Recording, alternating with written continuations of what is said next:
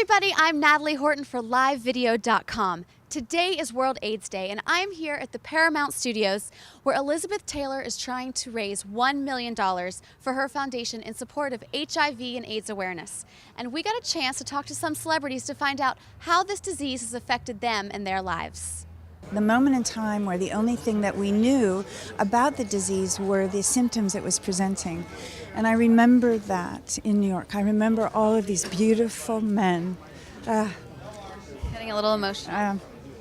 So, the good news is what all these people have done for these young men now, and women, and people all over the world, is so extraordinary, given what I remember. The mystery of this disease was so frightening and awesome and horrible. It affected me in the sense that it affecting everyone else, that we have to fight, we have to win, and I admire Elizabeth so more than I can say for doing this and for helping in the way she has. Well, you know, I'm really a New Yorker, essentially, and I was living in New York exclusively, really, in the 70s and 80s and up till the 90s, and just so many of my friends, so many of my actor, writer, producer, choreographer friends, you know, just left and right. I mean, it was so, it seemed like it was gradual at the time, but looking back on it, it was really very sudden.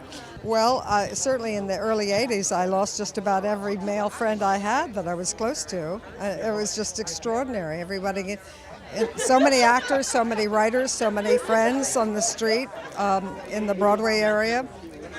And then, of course, it seemed to subside, and we all thought, oh, it's going away, it's going away. And then we've been brutally reminded by the rest of the world that it's a pandemic, that it will probably never really go away, and that this will be an ongoing fight, just as there's an ongoing fight against poverty. Well, I've done 6 Broadway shows, so you can imagine I've had a lot of good close friends pass away, especially, you know, in the early 80s and middle 80s, and you know, it's just affected all of our lives. I think it changed the entire, you know, face of America, and certainly affected the entertainment community in a huge way. I don't have a family member.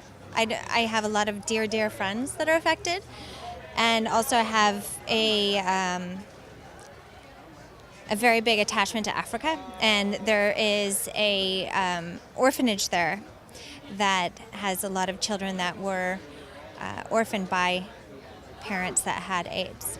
I mean, I think just educating yourself on what's going on right now and being able to just, you know, if you can donate any money, if you can be, you know, if you do have any remotely sort of fame or whatever, to use that for a good cause and to turn up, just to get as many people acknowledging what's going on. The more people, you know, the better. Well, I think you can show some support through any of the very many agencies that are trying to fight the AIDS virus and you know, raise awareness. You know, just being aware of it, and that we all have to do something. I think that makes for a better atmosphere, and more gets done in that circumstance.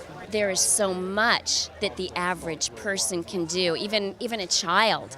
I mean, it's important to remember the power of prayer, and that's something that we can all do.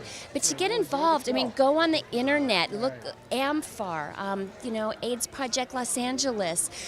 There's so many, Project Inform, so many wonderful organizations that you can get involved in. Well, I just think, you know, donating. I think just being aware and, you know, making sure that you know, you're safe in that way, and to donate. I mean, obviously, you know, you can always write a check to any of the different AIDS foundations, and being aware and spreading the information. You know, I think that's pretty much what you can do. Well, I think in the schools and in everywhere that we have to learn the facts and know that it isn't just one demographic. It's something for all of us, and it is around the world. We have to pay attention, learn the facts, and take care of it, take care of business. Well, I think, you know, they can buy red products. My brother and Bono have a red campaign, so regular people can go out and buy a red T-shirt that the money goes to the Global Fund to fight AIDS. So I think there's a lot of different things that, you know, people can do who might just want to buy a T-shirt. You can come to an event like this that obviously raises millions of dollars. But I think, AIDS is a woman's issue too. I think people often forget that. It's one of the biggest health issues for women worldwide. And there's lots of different organizations that are working to help women, to help orphans. And I think, probably to just say you're not afraid of it, and to speak out in favor of people who are suffering from it and try to do something yourself in any small way is always beneficial. Thank you for joining us, and if you'd like to find out more information on HIV and AIDS awareness, you can log on to ElizabethTaylorFoundation.org. I'm Natalie Horton for LiveVideo.com.